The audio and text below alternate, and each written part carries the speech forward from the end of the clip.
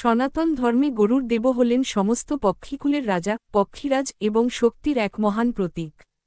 হিন্দু পুরাণে তার জন্ম, ক্ষমতা এবং ভগবান বিষ্ণুর বাহন হয়ে ওঠার পেছনে একটি অত্যন্ত সুন্দর এবং অনুপ্রেরণামূলক গল্প রয়েছে।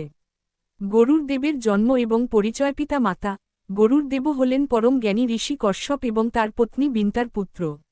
সূর্যের সারথি অরুণ দেব হলেন তার বড় ভাই।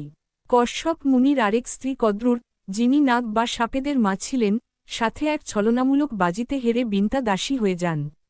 মাকে সেই দাসত্ব থেকে মুক্ত করার জন্য সৎ ভাই নাগরা গরুরের কাছে স্বর্গের অমৃত কলস দাবি করে। মায়ের মুক্তির জন্য তরুণ গরুর একাই স্বর্গে গিয়ে দেবরাজ ইন্দ্র ও বাকি দেবতাদের পরাজিত করেন এবং অমৃত নিয়ে আসেন। তার এই বীরত্ব ও সততা দেখে পরমেশ্বর ভগবান বিষ্ণু অত্যন্ত সন্তুষ্ট হন। ভগবান বিষ্ণুর বাহন এবং বর প্রাপ্তি। বিষ্ণু ভগবান যখন গরুর দেবের সামনে প্রকট হন, তখন তাদের মধ্যে দুটি অনন্য বর বিনিময় হয়। প্রথম বর, গরুর দেব ভগবান বিষ্ণুর কাছে বর চান যে তিনি অমৃত পান না করেও চিরকাল অমর এবং চিরযৌবন লাভ করবেন। একই সাথে তিনি বিষ্ণুর চেয়েও উচ্চ আসনে, তার রথের পতাকায়, স্থান পাবেন। দ্বিতীয় বর, ভগবান বিষ্ণু তার ভক্তি দেখে তাকে নিজের বাহন হওয়ার অনুরোধ করেন এবং গরুর তা সানন্দে স্বীকার করেন। সেই থেকে ভগবান বিষ্ণুর পতাকায় গরুরের চিহ্ন থাকে, তাই নারায়ণের আরেক নাম গরুড়ধ্বজ।